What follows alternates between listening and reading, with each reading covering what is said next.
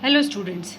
In our last classes we studied about metals, non-metals, metalloids and alloys. Now we are taking a totally new topic, a biology related topic, which is nutrition.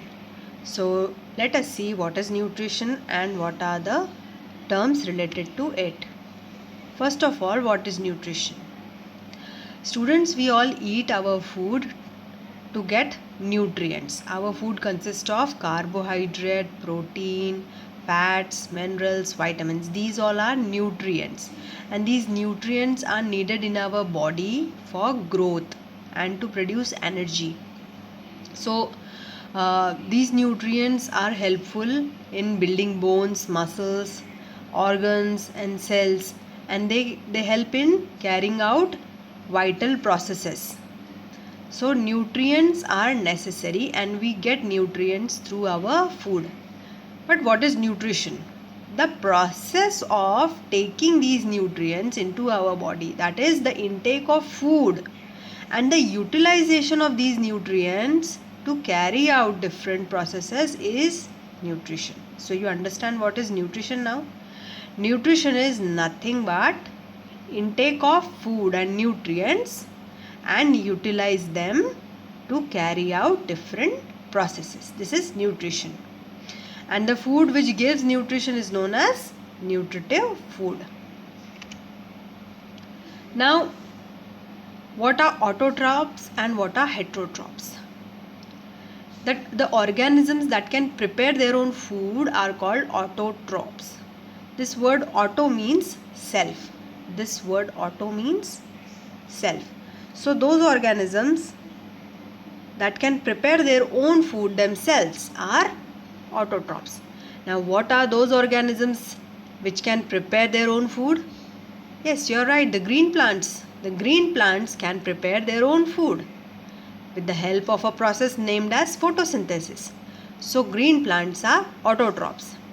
And the organisms that depend on other organisms, the organisms that depend on other plants or animals to take their food, to take their nutrition, are called heterotrophs. So we all animals and human beings, we all are heterotrophs because we have to depend on other plants or animals to take our nutrition.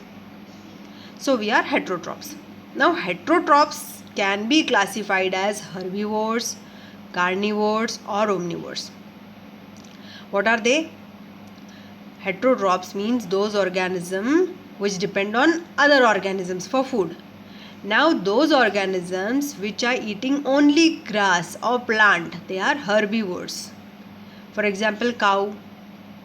Okay, cow can eat only grass and plants. Goat, they cannot eat flesh, so they are herbivores. Then the carnivores. What are carnivores? The flesh eating animals.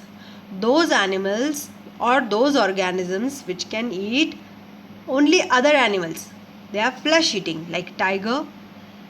Okay, and the wild animals, they can eat only flesh, they cannot eat grass or plants, so they are carnivores. And there comes omnivores, that means such organisms which can eat either plants as well as animals, like human beings. Human beings can eat flesh also, meat also, and can eat plants also. So we human beings are omnivores. Now you understood what are heterotrophs and what are autotrophs. Those organisms which can prepare their food themselves are autotrophs, and those organisms which depend on other for their food are heterotrophs. And heterotrophs can be herbivores, carnivores or omnivores. Now let us take autotrophs first, that is plants. Plants prepare their own food, and the process by which they prepare their food is photosynthesis. We are going to study photosynthesis in detail. Photosynthesis is a process in which, with the help of chlorophyll, sunlight, carbon dioxide and water, plant prepare their own food. And photosynthesis occur in the leaves of plant, because the leaf of the plant contain a green pigment known as chlorophyll, and chlorophyll is required for photosynthesis. The food which is prepared, that food is in the form of starch and glucose. And during photosynthesis, oxygen is released When this photosynthesis occur, oxygen is released by the plant. So photo means light, synthesis means combining. So they are combining light and these other things, and they are preparing their food. During photosynthesis, carbon dioxide is used combined with water, and glucose is produced and oxygen is released, and this all process happens in the presence of sunlight. In our next lecture, we will study in detail about the photosynthesis and the reactions involved in photosynthesis. So keep studying till then.